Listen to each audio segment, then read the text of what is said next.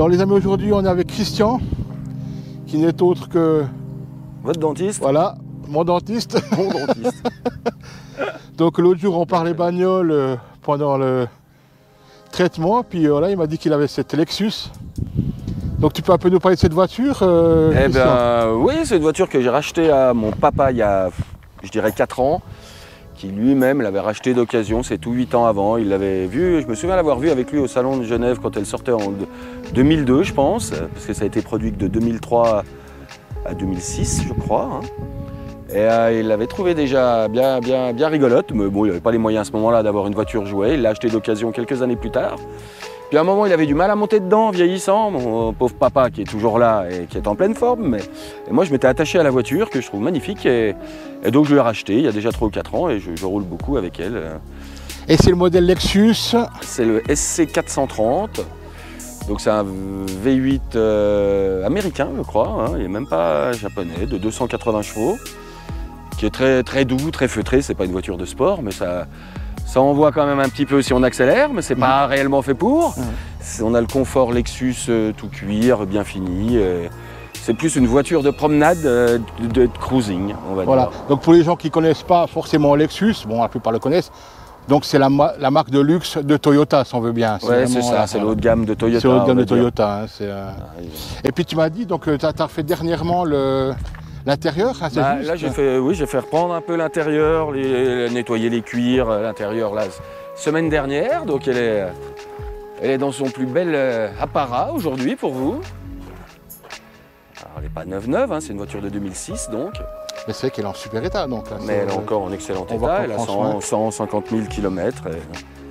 Et donc, tu roules presque au quotidien? Alors, au quotidien, bah oui, d'avril à octobre, on va dire. Après, pour la neige, c'est pas parfait, les propulsions. Ouais, c'est une propulsion, donc c'est un moteur avant et propulsion. C'est ça. Donc l'hiver, elle se repose au garage. Mais dès que je peux, oui, d'avril à octobre, je fais les trajets Besançon-Pontarlier avec. C'est entre mon lieu de vie et mon lieu de travail. Et je ne m'en lasse pas.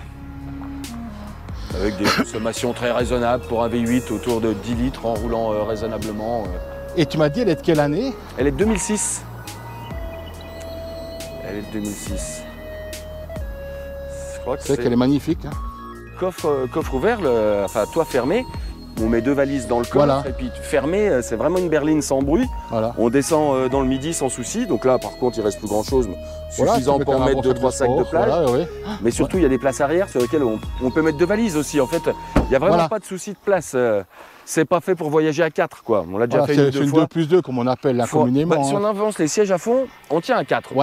On conduit comme ça. Pour un petit trajet, on va dire. Voilà. Ça peut le faire pour 10-15 km, mais il faut pas que ça aille plus loin.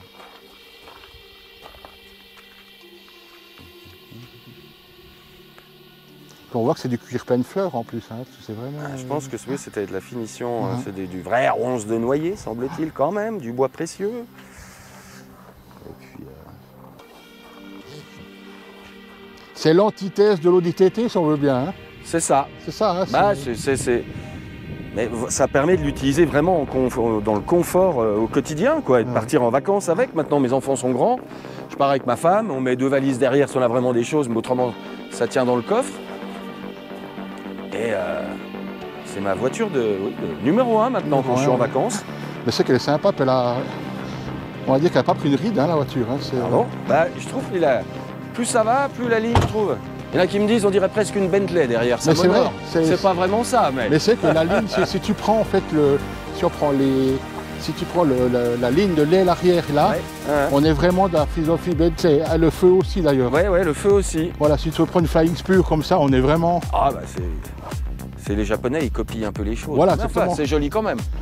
Parfois on dit, et puis ils les améliorent aussi, c'est ça. Ils les améliorent, c'était toujours de tout temps comme ça.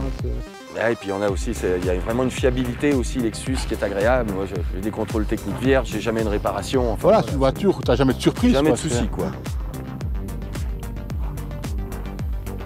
L'avant fait un peu rétro, je trouve. Ouais, ça peut néo-rétro.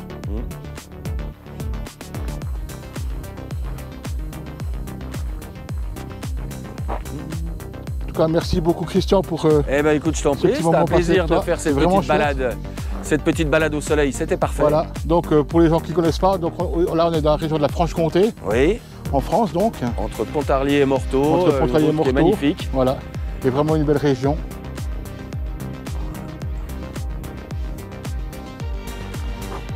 Merci infiniment Christian Et mais avec grand et plaisir. à bientôt. À bientôt.